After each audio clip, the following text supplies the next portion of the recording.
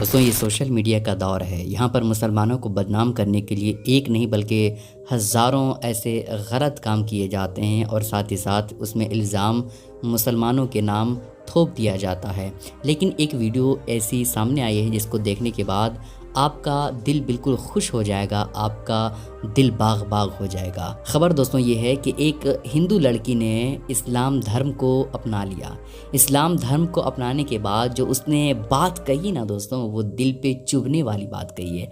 वो दिल में हमेशा बैठने वाली बात उस हिंदू लड़की ने जो इस्लाम कबूल कर लिया। इस्लाम कबूल करने के बाद जो कहा है वो आपको ज़रूर सुनना चाहिए, वो ज़रूर आप सुने और उसको उस नज़रिए से देखिए कि किस तरीके से आज इस्लाम को लोग गलत तरीके से बदनाम करने की कोशिश कर रहे हैं, जबकि हकीकत में इस हिंदू लड़की ने इस्लाम के बारे में सच्चाई बताया है। इस लड़की का नाम पिया है। इसने हिंदू धर्म को छोड़ने के बाद इस्लाम धर्म को अपनाया और हिंदू धर्म से आने के बाद पिया ने पहली बार नमाज पढ़ी। उसके बाद उसने जो कहा है उसी की ज़बानी आप सुनिए। आप सब पिया बहन के लिए ज़रूर दुआएं कीजिए और पिया बहन की तरह आप भी नमाज अदा करें और साथ ही साथ इस वीडियो को जितना हो सके उतना शेयर करें ताकि अंधभक्तों तक ये वीडियो पहुँच जाए और वो बिल्कुल बौखला जाए, बिल्कुल पागल हो जाए। क्यों कि मैं पहले हिंदू धर्म से बिलोंग करती थी पर अब मैं एक मुसलमान हूँ। तो आज मैं आपको एक अपनी छोटी सी स्टोरी शेयर करना चाहूंगी कि जब मैं यहाँ पर आई तो मेरा पहला दिन कैसा रहा। तो आइए शुरू करते हैं। जब मैं शादी करके यहाँ आई तो अगला दिन जो है जुम्मे का था और यहाँ नमाज पढ़ी जाती थी जुम्मे के दिन, पर मुझे तो आती नहीं थी। तो सब नहा धो रहे थे, नमाज की तैयारी कर रहे थे। तो मुझसे भी कहा कि नहा लो, पर मैं यही सोचती रही कि पढ़ूंगी कैसे, मुझे तो आता नहीं था कुछ भी, क्योंकि जिस धर्म से पहले में थी वहाँ ऐसा कुछ होता नहीं था। तो मैं भी नहा धो ली। फिर नमाज का टाइम आया, सब नमाज की तैयारी कर रहे थे। मैं भी चली गई ऊपर नमाज पढ़ने, पर मुझे आता कुछ भी नहीं था। फिर मैंने इनसे पूछा कि मुझे तो नमाज पढ़नी आती ही नहीं है और अम्मी कह रही नमाज पढ़ो, तो कैसे पढ़े।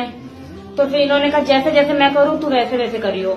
तो जैसे ये करते थे मैं उन्हें कॉपी कर रही थी बस, क्योंकि मुझे कोई आयत तो आती नहीं थी जो मैं पढ़ती। जैसे ही सजदे में जाते थे तो मैं भी सजदे में जाती थी, ये रुकू में जाते थे तो मैं भी रुकू में जाती थी। तो ऐसा ही वो दिन जुम्मे का चला गया। फिर रात में मैं सोचने लगी कि ऐसा कब तक चलेगा। अब जब मैं इस धर्म में आई हूँ तो इसे दिल से कबूल करूंगी। तो रात में मैंने इनसे कहा कि तुम मुझे नमाज के बारे में थोड़ा सा बताओ। तो इन्होंने मुझे बताया। तो मैंने उन सभी चीजों को एक कॉपी में नोट कर लिया और डेली मैं उसे 1 घंटा पढ़ती थी। तो मेरा पहला जुम्मा तो ऐसे चला गया था। तो मैंने दूसरे जुम्मे की तैयारी करी, मैं उस कॉपी को डेली 1 घंटा पढ़ती थी। तो जब मेरा इस घर में दूसरा जुम्मा आया तो जब तक मैंने एक आयत याद कर ली थी, तो मैं नमाज में पूरी नमाज में मैं वही आयत पढ़ा करती थी। पर ऐसा तो होता नहीं है, पूरी नमाज में अलग अलग आयतें पढ़नी पड़ती थी। तो ऐसे मैंने धीरे धीरे करके उसी किताब से पूरी नमाज सीख ली और अब मुझे जब भी टाइम मिलता है मैं 2-3 टाइम की नमाज पढ़ लेती हूँ। दोस्तों इस शख्स को आप ज़रा गौर से देखिए। ये शख्स इतना संस्कारी है, इतना बिल्कुल रिश्तों को मानने वाला शख्स है कि ये शख्स कहता है कि क्या करें, मेरा भाई कमाता नहीं है, ना अपनी बीवी को पैसा देता है, ना बीवी का खर्चा उठाता है, सिर्फ़ और सिर्फ अय्याशों की तरह, सिर्फ़ और सिर्फ बेवड़ों की तरह घूमता रहता है। इसकी वजह से मैंने अपनी भाभी से शादी ही कर लिया। अब हैरानी की बात है ना दोस्तों, भाई की इज़्ज़त को बिल्कुल नीलाम कर दिया और इलाके में ये शोर कर दिया कि भाई बिल्कुल नल्ला किस्म का है, बिल्कुल बेवड़ा है, कमाता नहीं है, ना ही परिवार को देता है। और इस तरीके से इसका फ़ायदा उठाया कि उसी की बीवी से इस देवर ने शादी कर लिया। संस्कारी देवर ने अपनी भाभी के साथ 1-2 दिन नहीं बल्कि कई महीनों तक गलत काम किया। ज़रा ध्यान दीजिएगा, यही वो लोग हैं जो भाभी को माँ कहते हैं और उसी भाभी माँ सम्मान के साथ रंगरेलियाँ मनाते हैं, गलत काम करते हैं, उसके बाद उसी से शादी कर लेते हैं। आपको दुनिया में इतना लड़की नहीं मिला कि मतलब भौजाइये अच्छा दिख गई। अच्छा। भौजी सुंदर है तो मतलब भौजी से शादी कर लीजिएगा। अच्छा ये बताइए कि जब खर्चा चलेबे ना करियन, हाँ। 2 लड़का के बेच के पियन, हाँ। तो लोग क्या करे? भौजाई के लोग मातारी समान मानता उसे है। मातारी मानते, कलयुग के जमाना अब हाँ। मातारी क्यों नहीं मानो। मैंने लड़की के छोड़ के भौजाइये पर भौजाइये को रख लीजिए। खर्चा बच गईल, खर्चा बच गया। तब उनकर मुँह रही तो पैसा कमा के कहाँ भेज महाराज लेते? कैसा आदमी है।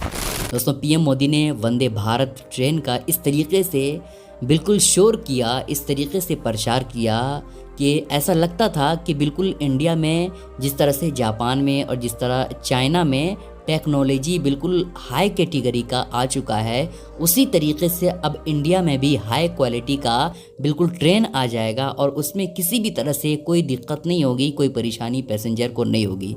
लेकिन एक ख़बर जो सामने आई है वो बहुत ही ज़्यादा चौंकाने वाली ख़बर है, वंदे भारत की बिल्कुल हकीकत खोल देने वाली ख़बर है।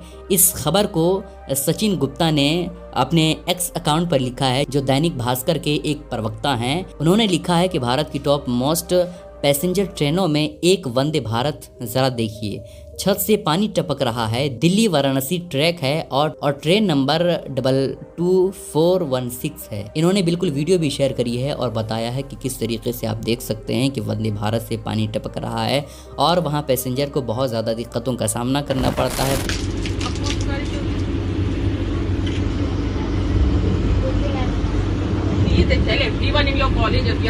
कॉलेज